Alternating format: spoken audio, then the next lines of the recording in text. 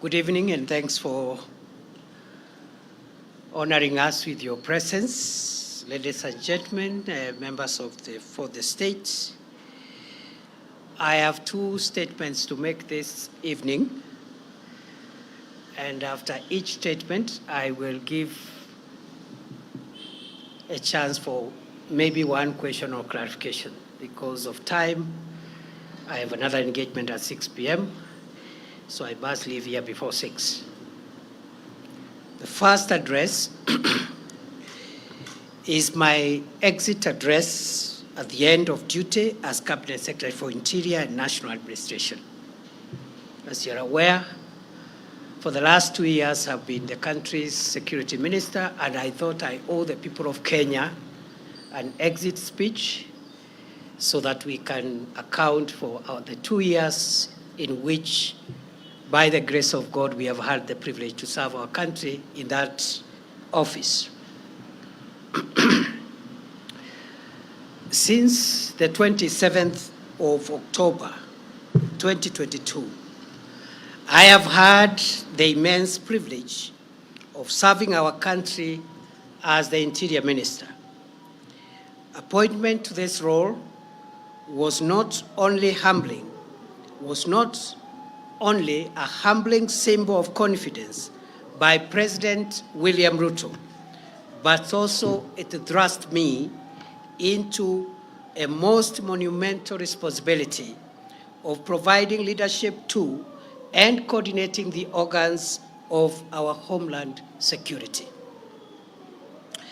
For its unique complement of extensive functional control of Kenya's internal security infrastructure, the Interior Ministry has provided me with a once-in-a-lifetime opportunity to appreciate a little more profoundly the centrality of security to Kenya's primordial quest for inclusive prosperity for all its people. To appreciate the modest strides made in the past 2 years, it is apt to revisit the state of our national security that was prevailing as at August-September 2022 when I took over. I took over this sensitive duty at Harambee House at a time when communities in northeastern Kenya and in Lamu were experiencing frequent and sustained terror attacks. Marauding bandits had run amok over communities in vast parts of the Northern Rift Valley region. Gang crime was at its peak in Nairobi City. The Kenyan passport production and supply system had all but collapsed, and key homeland security organs were ill-equipped and in dire need of reforms and reinvention. The end of my tour of duty as Kenya's Interior Minister of 2 years invites an introspection and reflection on the journey that I, with the loyal and patriotic support of hundreds of thousands of officers and staff in the police, prisons, immigration, and other citizen-facing services of the ministry have traveled. I attribute any successes that were achieved in the last 2 years to make Kenya safer during the last 2 years. I attribute this success to the various ranks of officers and staff of the ministry. However, any performance inadequacies during my tenure are mine because I believe the ministry staff and officers did their best. 24 months of hard work by frontline multi-agency formations, embedded deep in the forests of the Bonny Enclave, has paid off with 2 years of calm. Sacrificial fighting power of elite police formations in the forward operating bases spread along the risky frontier areas of Liboi, Fafi, Div, Kotulo, and such like areas have resulted in 2 years of great victory over dangerous terrorists who would have otherwise hurt Kenya and its people. Fellow Kenyans, it has been the honor of my life not only to oversee a coordinated and policy-driven war against terrorists, but also to visit the elite police units protecting Kenya and its people at some of the most dangerous locations in our territory. Each moment, I had a chat or shared a meal or even took a selfie with security officers in the front line in the war against terror. There was always a profound surge of pride in the knowledge that a dedicated and patriotic cohort of our security forces remain alert day and night to prevent terrorists and other dangerous criminals from accessing Kenya to cause harm to its people. For protracted periods, I have traveled by air, land, and sea to oversee counter-terrorism operations in Ziwa Lata, Poromoko, Kiunga, Mpeketoni, Lango la Simba, and other parts of Lamu, sometimes on Christmas Day, some other times on Good Friday, or other times covertly at night, just to make sure that we got it right. I have been to Wajir, Mandera, Takaba, and other parts of our country exposed to the threat of terror, just to give morale to frontline security officers and their commanders, and also to listen to communities in search of durable solutions against the violence of terrorist groups. Throughout the past 2 years, nothing has given me greater sense of fulfillment than the long days and sometimes humid nights spent in some of the farthest outposts within our territory. Therefore, fellow Kenyans, as I relinquish the leadership of the Interior Ministry, which I've already done, I am proud to report that save for a few inevitable losses, Lamu and northeastern Kenya are much safer and calmer today than the situation that prevailed in the last half of 2022. To our gallant security officers who paid the ultimate price with their limb or life to keep Kenya safe, I salute you and promise that Kenya will never forget your valor and patriotic sacrifice. May the souls of the officers who have lost their lives in the protection of our homeland and its people find perpetual rest in eternity. Equally, The memory of civilian souls lost through injury inflicted by terrorists will forever evoke our collective duty to keep Kenya free from danger, whatever its source. Fellow Kenyans, by the end of 2022, over 135 innocent Kenyans, including 20 security officers, had been killed by marauding bandits in parts of Baringo, Laikipia, Samburu, Turkana, West Pokot, and Elgeyo Marakwet counties within a span of 6 months. During the same period, dozens of schools were closed, thousands of families were displaced, and public amenities destroyed by bandit gangs, some of whom converted school classrooms into permanent dormitories for bandit families. To arrest possible breakdown of law and order, a police-led security operation with the support of the military was declared on 13th February 2023. It has been 19 months of sustained war on bandits in the north of our country.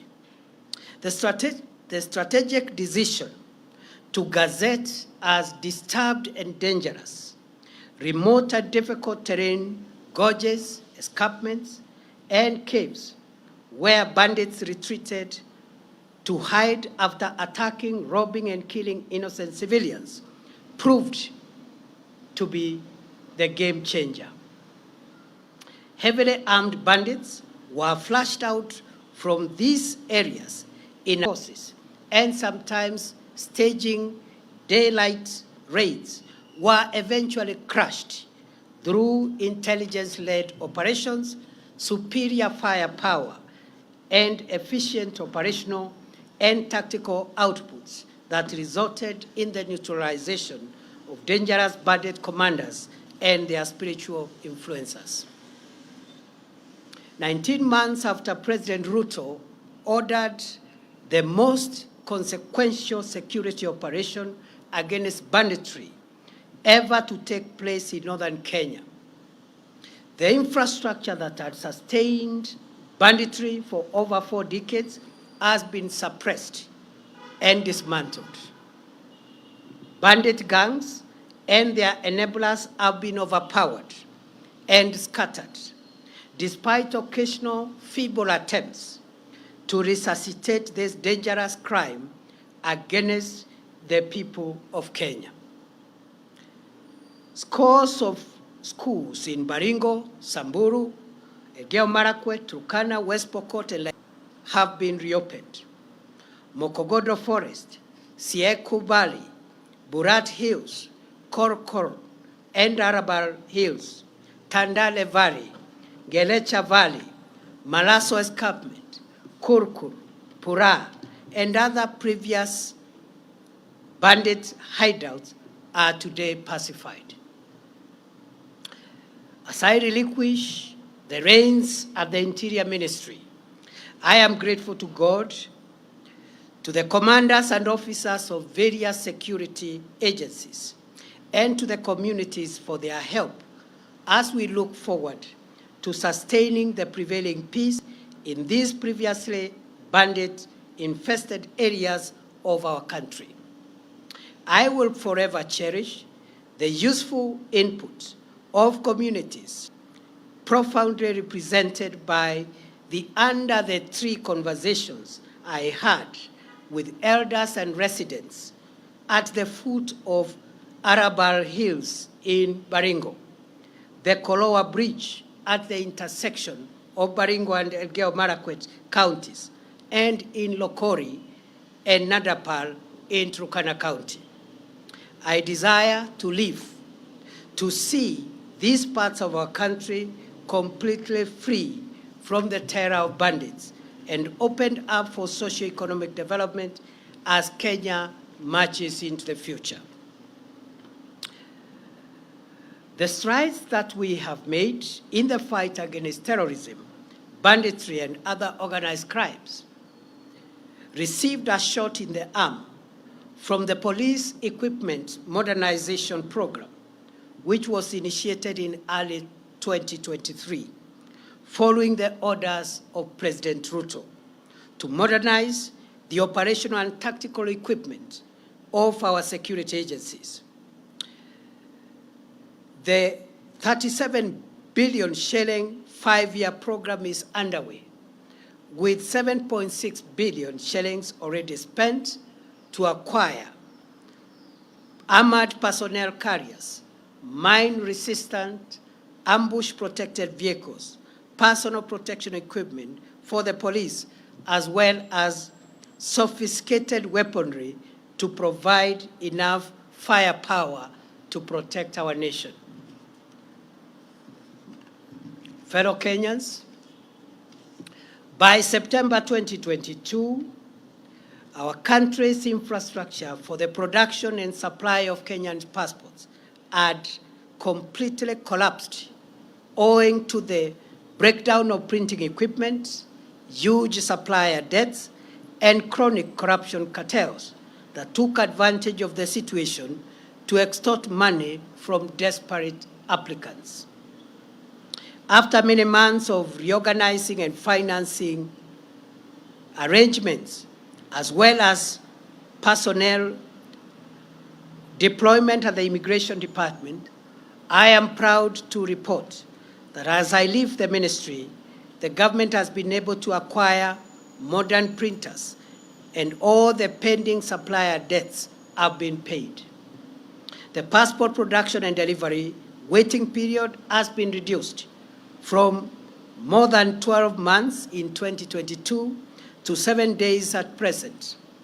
The backlog of 724,000 passports has been cleared, and the challenge now is to expedite the delivery process to clear the 85,000 uncollected passports that are ready.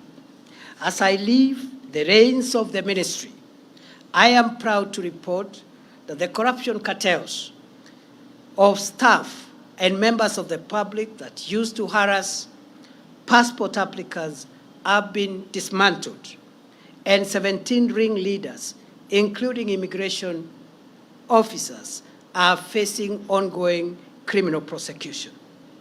As I exit, I am convinced beyond doubt that the milestone of reducing the waiting period from the current 7 days to 3 days by the close of this year remain feasible. In the days ahead, we must confront and succeed in reforming the institutions of our national security. At the orders of President Ruto and in compliance with the Kenya Kwanza Manifesto, the process of reimagining and refashioning Kenya's security institutions began in earnest on 21st December 2022, when the Presidential Task Force on Reforms of the National Police Service, the Kenya Prison Service, and the National Youth Service was established. While the work of the task force took longer than expected due to the expansive terms of reference, its final report has already been presented to the President. And one of the last actions I took before I left the ministry was to gazette the National Steering Committee under the leadership of the Principal Secretary for Internal Security, with a mandate to ensure full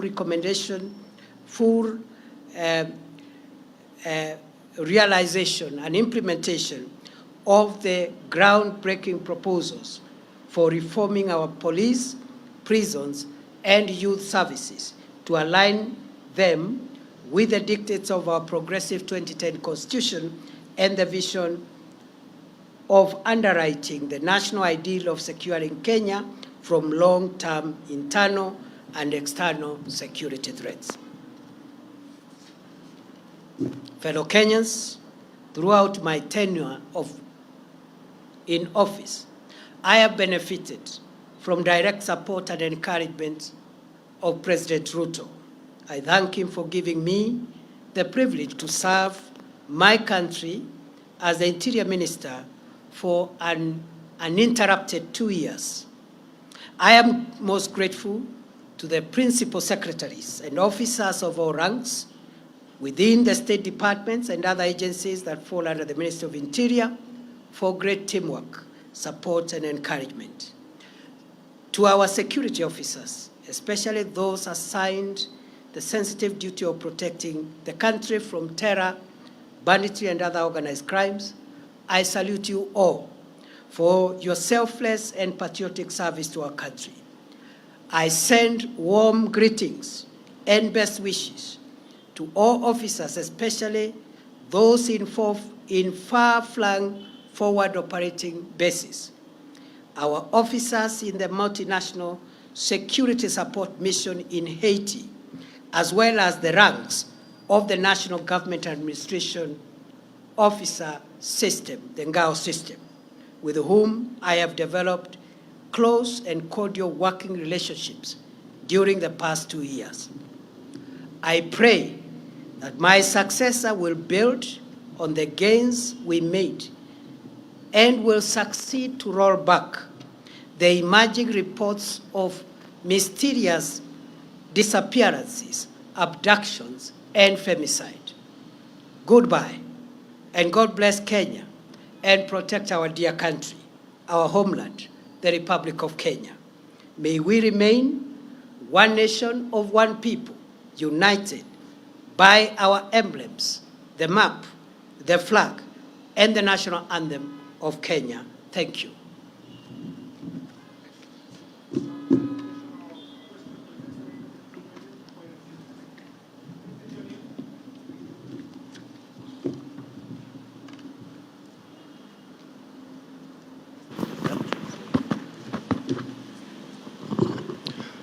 My name is Eric Owenga, labda kwa Kiswahili, Bwana Naibu Rais. What do you speak of about your legacy in terms of abductions and extrajudicial killings that were rampant during your reign as the Cabinet Secretary of Interior for the past 2 years? Because Kenyans, some of the questions have not been answered in regard to the same. Can you exhaustively speak about it? Thank you. Yes, as you have, thank you very much for that concern. As I have said towards the last part of my statement, I have demonstrated how for 2 years, every day of my life, I have struggled to secure the country from crime and from people who would have caused us harm. And I have told my journey, the places I've been and what has took me there, the work I did in immigration and other places. At the end of my statement, I have said, as I exit that office, I'm exiting at a time when there are reports of cases of mysterious disappearances, abductions, and femicide. And I have handed over the responsibility of cracking down on those emerging reports of crime. And I wish him well, and I know he will succeed. The same way in the past, I've been able to handle those other national security challenges. Remember, these are challenges that we've witnessed in the last few months, and already we had gotten ourselves on a place where we had come up with a strategy of cracking down on this criminal behavior, the same way we succeeded, even with the Nairobi urban crime, which was quite a spiral at the time we took over, and which today is manageable. And therefore, these are developments over the last few weeks, maybe a couple of months. We had laid the ground on how to deal with both cracking down on criminals who are in that space of femicide or abducting people, and also a framework for accountability of any rogue officer or officers who will be involved. And therefore, that should be the task of the next minister going forward. I have no doubt I have done my best every day of my life, and there is no day I have slept without asking myself what I have done to make our country safer. Before, because of time, allow me now to transit and speak on my assumption of office to the office of the Deputy President of the Republic of Kenya. Those of you who are in the swearing in, you realize I just made some of the cuff remarks deliberately because it would not have been appropriate at that time to give lengthy speeches because of the official context of the day. So today is the day when I wanted to at least make statements on my assumption of office. Fellow Kenyans, on 1st November 2024, as you are aware, I assumed the office of the Deputy President. That day was and shall remain the most momentous and significant day of my life. After serving my country for a quarter of a century as a law lecturer, legal practitioner, senator, majority leader of the Senate, deputy speaker of the Senate, and most recently as the Cabinet Secretary for Interior, I now take over office as the third Deputy President of the Republic of Kenya. It remains astounding how a son of Kenya, born some 52 years ago in Tharaka, a remote part of the then Meru district, and in a humble homestead of a rural clergyman and his housewife's spouse, could eventually get the opportunity to serve this country in the esteemed and high office of Deputy President of the Republic. My assumption to the office of Deputy President has presented me with an opportunity to reflect on our country's past, present, and future. In my reflections, during the past 1 week, I have come to the profound realization that Kenya, our homeland, is a country like no other. Its charm, the industry of its people, our fine weather, our culture, and our breathtaking topography are unmatched. It is gratifying to see millions of patriotic Kenyans work hard every day, waking up early, sleeping late, to make a honest living, eat from the sweat of their brow, and build the country that they call home. While it is true that formidable challenges confront us today, it is also true that we always find a way to surmount obstacles and protect our country and its people from the shocks of the modern world. Where a tiny number among us has tainted our country's image, the same has been repudiated by the exploits of millions of honest and patriotic, focused Kenyans who love this nation enough to protect it from the risks on its survival. Indeed, Kenya is a covenant country, blessed with an industrious people and an incredible array of natural resources requisite for the creation of wealth enough for all its people. We remain eternally grateful to the heroes and heroines who have ensured Kenya remains the blessed nation that it is. As we reflect on our challenges, let us capitalize on the jolting of these challenges to write a new, better, and brighter chapter for Kenya. We should heal our divisions, solidify our national unity, and pursue our country's goals as brothers and sisters, joined by the permanent bonds of our common heritage and our common future. I have had occasion in the past few days to ponder on how the orderly transfer of authority as called for in our Constitution takes place seamlessly in our country. I realize that my assent to the office of Deputy President has taken place on the back of a hotly contested constitutional process.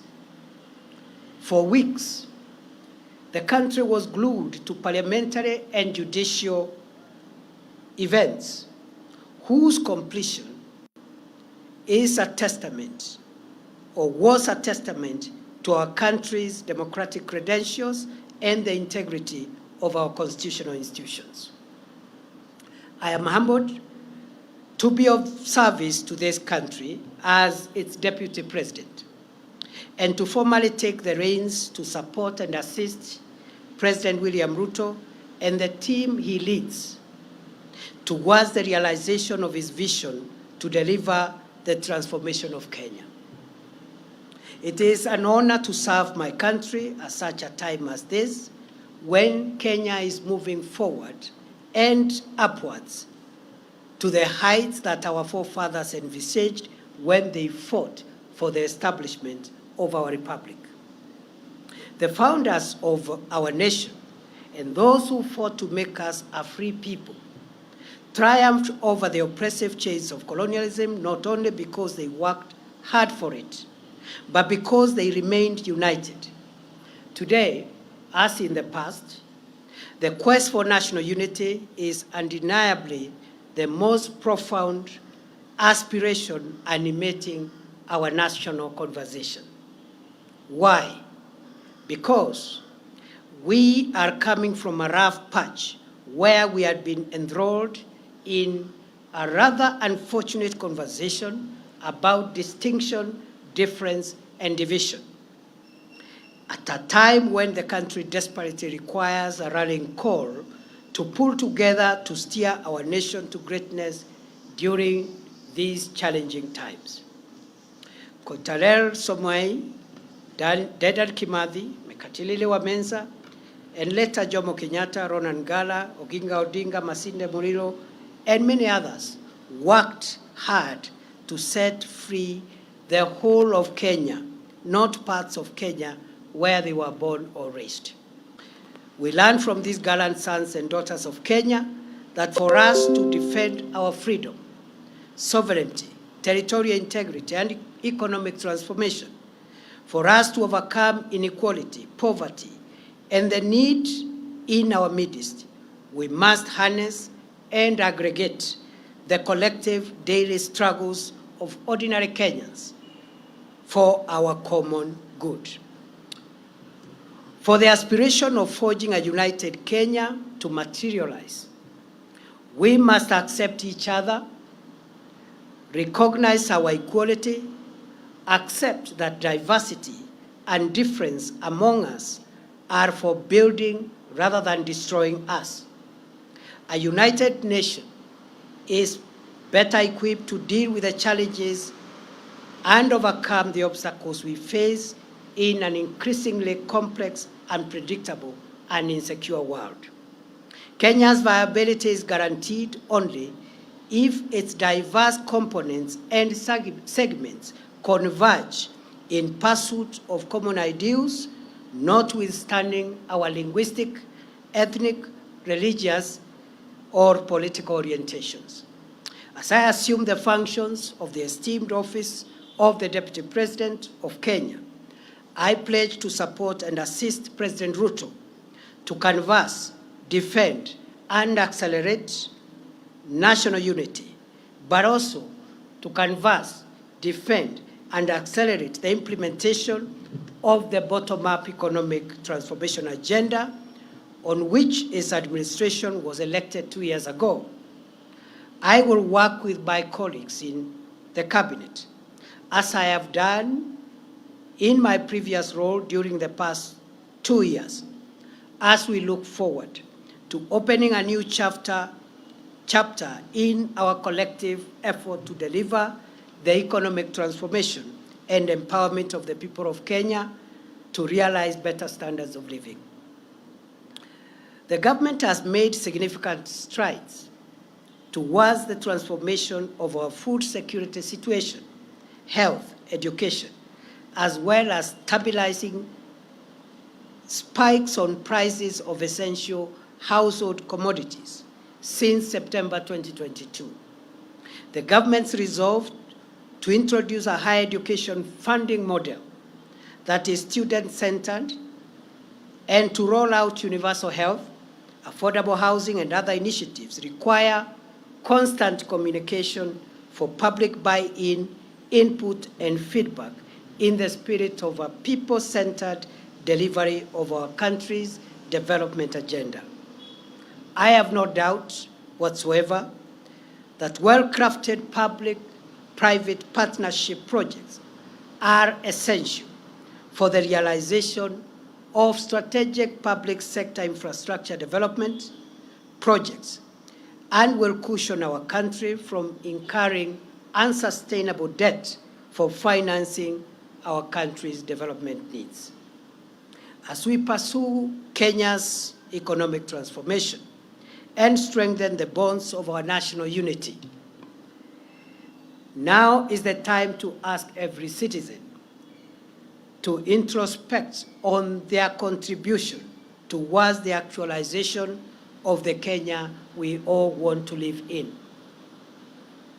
The values of honesty, hard work, patriotism, family, and all other values of our civilization, faithfully transmitted through generations, makes it possible for us to transform this country into a more inclusive, equitable, and cohesive nation in which every citizen is able to live free from fear and want.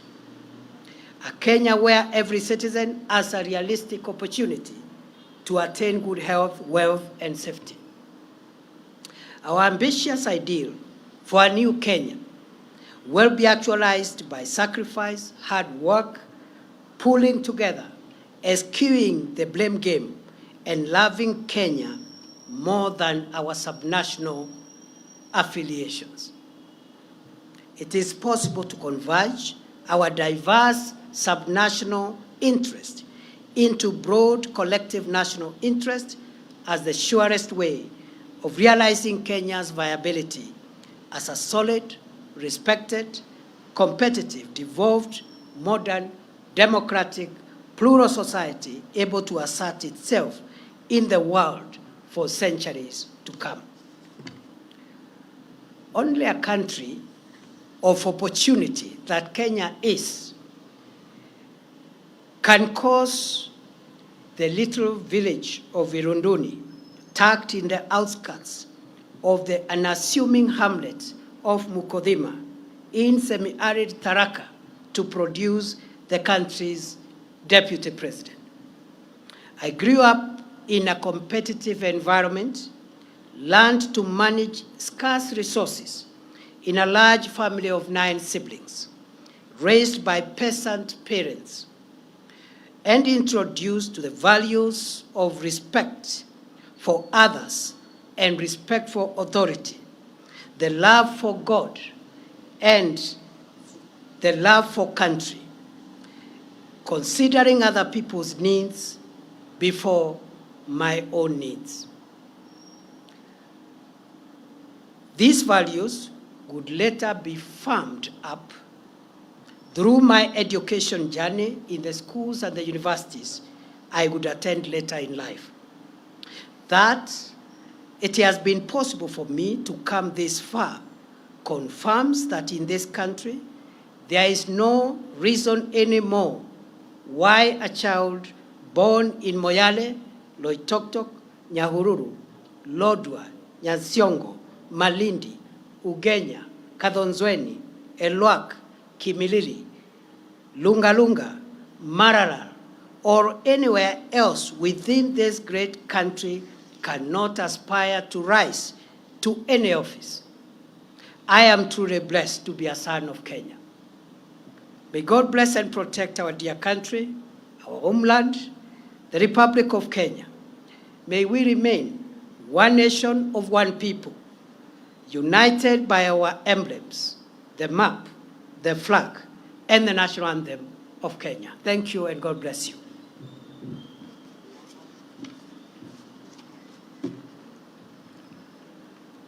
I'll take maximum 2, please. Thank you, Excellency. My name is Melita Oletenges for Citizen TV. My question is, you are stepping into this new role at a time when counties have not had a disbursement of funds for about 4 months, and it is causing a cash crunch there. And now that you're going to also be the chair of IBEC, how do you tend to accelerate this and ensure that services in the counties roll as they should be? Kithure? My name is Sydney Chazima. My question goes to what you've mentioned about national interests. And recently, while performing your duties as the Deputy President, you spoke before the judiciary at the 12 years anniversary for the Supreme Court. And you mentioned that there need to be a place where the courts consider the national interest as opposed to the public interest. Someone may misconstrue this as the executive trying to exert its pressure on the courts. What would you make of this? Thank you. Those are very good questions. I would like to respond to them as follows. It is true there is a bit of cash disbursement delay for counties, which is unfortunate. But I think the context for that situation is that this country in the last 2 years have come from a very difficult macroeconomic situation. And it has taken 2 years of hard work under the leadership of President William Ruto to tackle the macroeconomic stability of the country, stabilize the shilling, stabilize essential food prices of essential commodities, including fuel, and so forth and so on. For the first time this month, inflation is at 2.7%, the lowest in 17 years. The last time the inflation was at that level was in 2007, just before the post-election election violence, at the peak of President Kibaki's best economic situation. And therefore, the heavy lifting that the country has had to do is now behind us. We can only do better. I am going to convene as soon as possible a consultative forum under the auspices of IBEC, and I believe the short-term issue around disbursements should be tackled in a more sustainable manner, so that we don't just release what is outstanding, but we find mechanisms of ensuring that we don't have similar delays in the days ahead. So that is something that I'm seized of. Just the way we have tackled other issues and economic challenges, we're going to tackle the disbursement to counties promptly, and that is what the Constitution requires, that the national government must ensure that counties receive their funds within the required time. Secondly and lastly, I've been asked to comment about the comments I made at the Judges' Conference. And at the Judges' Conference, I said, first and foremost, that conference was not a meeting between the executive and the judiciary. It was a conference for the court to introspect and reflect on how the judiciary has performed, especially the Supreme Court, in shaping the jurisprudence of our country and interpreting our Constitution. And therefore, it was an opportunity to look at the successes, the challenges, what has been done correctly, and what perhaps needs to be relooked. It's in that context that I gave the views from where I sit, based on my legal background. I made the remark that I believe the Supreme Court of Kenya has done a fantastic job in interpreting the Constitution. For 12 years, what the Supreme Court of the Republic of Kenya has done is equivalent to what some Supreme Courts have done in 50 years. So we are very proud that our institutions are not only efficient, but they are on a trajectory of fast maturity. At that point, because it was a moment for introspection, I said, the jurisprudence that the court has given us about public interest is very refreshing and welcome. And then I remarked, going forward, as the Supreme Court consolidates its own jurisprudence and enhances it, perfects it, it is worth reflecting, even beyond public interest, whether our Constitution allows our Constitution allows the court to distill existential values of the states. And I told the meeting that those existential values are found in two places. One in chapter 1, which is the foundational chapter that establishes our country, defines what Kenya is, the map, the territory, the coordinates, and the fundamental principles, including devolution. And then chapter 14 on national security. Article 238 in particular contains some elements of what one would call existential and primordial elements of the existence of Kenya. That Article 238 says that there are certain core interests of Kenya that must be protected. And that's why the organs of national security are established, to make sure that Kenya does not disappear. It survives. Territorial sovereignty of Kenya. That's why our KDF will do whatever it takes to make sure that other nations, enemies of Kenya, don't overrun us. The territorial integrity of Kenya, that no foreign country can violate our airspace, our land, or our sea space. And then it goes on to discuss a few other existential, very, very critical foundational interests of the nation. And so what I was asking, I said maybe the courts needs to think whether we can have a hierarchy of national interests. The general public interest on everything else, and very basic and existential interest on which the survival of the nation rests.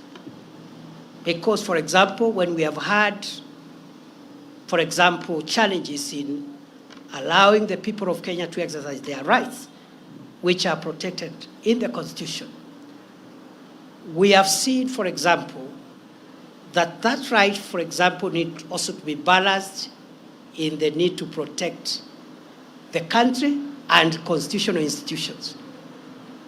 Because we saw an attempt to violate the Chief Justice's chambers by people who are expressing their rights, which is correct. But you see, if you destroy the emblems that makes the state to exist, burn down parliaments, those are extreme measures. And all what I said, just to be brief, I was not prescribing. I was just asking the judges to provide leadership, as is their mandate in the Constitution, to tell us whether there is a hierarchy of interests. Because the other commercial issues, the public interest is easily discernible. But sometimes there could be a conflict between what is popular or what the public is saying and the existence of the state. And I provided evidence at chapter 1 of the Constitution, which is the foundational principles, and Article 238 that tells our organs of national security to protect the borders of Kenya, to protect the existence of Kenya and its institutions. That balance the court should help us to interpret. I know I've spoken a lot of English, but that's what it is. I wish you well. It is good to see you. We are going to have regular interactions. On a light note, the other job was a bit constraining because of the operational support that required me to be where action was taking place in terms of defending the country's vital interest of homeland security. But with a new role, I'll be much more available. We are open to the input of the people of Kenya. We are open to even positive criticism from the media, from civil society, so that we can all converge our various views and opinions on how we can build a stable, solid democracy called Kenya. Asanteni sana, Mungu awabariki.